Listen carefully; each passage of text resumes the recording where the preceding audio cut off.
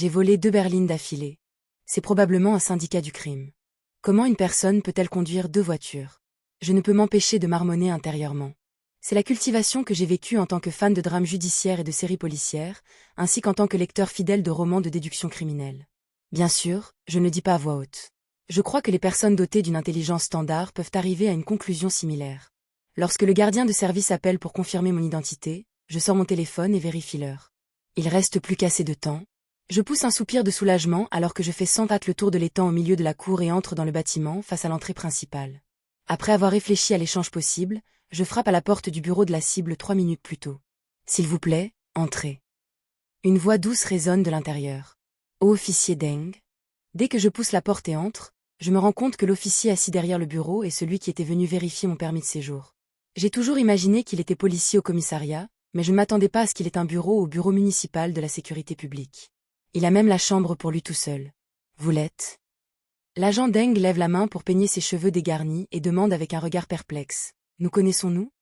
Hier soir, vous avez vérifié mon permis de séjour et m'avez rappelé une mystérieuse secte.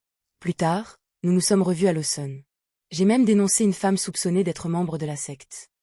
Je commence à soupçonner que la personne en face de moi est le frère biologique de l'agent Deng, mais je donne quand même les détails. L'officier Deng est éclairé.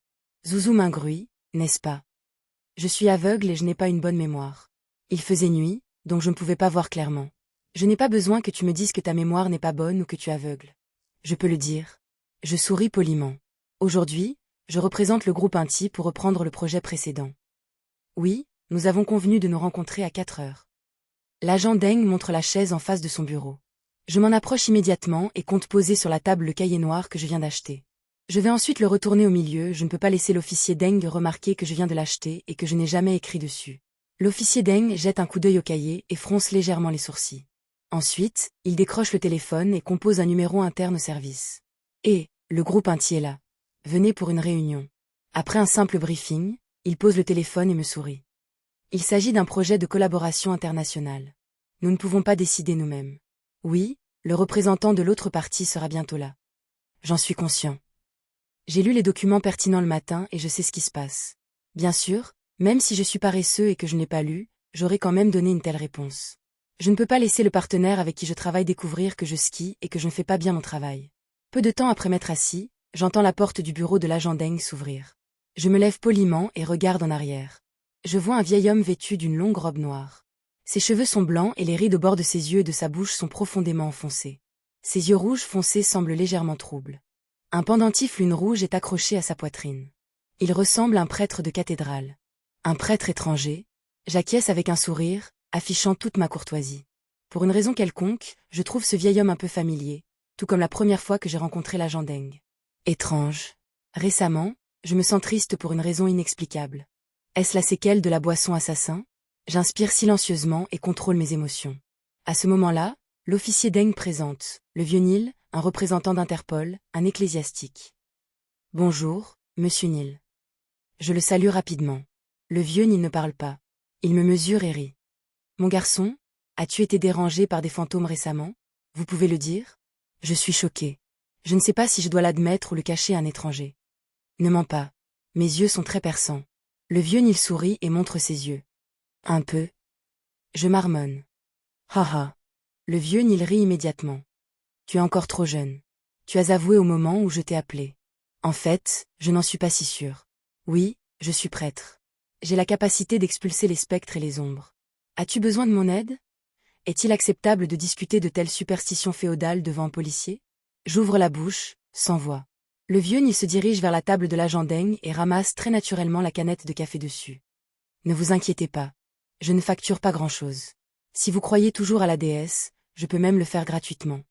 Je ne croyais pas à la déesse dans le passé, mais je le suis maintenant. En ce moment, mon cœur palpite. J'hésite 2 secondes avant de soupirer. Mais j'ai déjà trouvé une aide. Qui est-ce? Il n'y a pas beaucoup de gens avec de telles capacités. La plupart d'entre eux sont des tricheurs. Le vieux Neil prépare habilement son café et demande avec désinvolture. Dali, tu la connais? Je demande avec hésitation. Dali. Ah, alors c'est bon. Le vieux Neil rétracte son sourire et demande.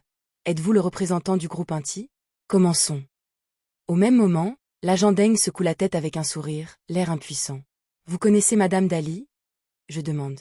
Le vieux Nil soupire et désigne l'agent Deng. Sa fiancée. Oh, tout le monde se connaît. Je ne peux m'empêcher de soupirer. Cela renforce ma confiance en Madame Dali. J'arrête de discuter et commence à communiquer avec l'officier Deng et Olnil au sujet du projet, en prenant note de leurs demandes. 1 heure passe. Bâillement. Le vieux Nil s'étire le dos. C'est enfin fini. Mes vieux ne supportent vraiment pas les tourments de telles réunions. Je n'ai plus l'énergie. Cela dit, il se lève et nous sourit, à moi et à l'agent Deng. Il est temps pour moi de prendre ma retraite. Il est temps pour moi de partir. J'irai dans un village lointain. Je ferai pousser des fleurs, nourrirai les poules et jouerai du piano pour ma femme. Je n'ai plus à m'inquiéter des choses ici. L'officier Deng se lève également. Alors qu'il renvoie Olnil, il sourit et dit « Allons-y ensemble ». Alors que je les regarde partir, je me sens soudain sans voix.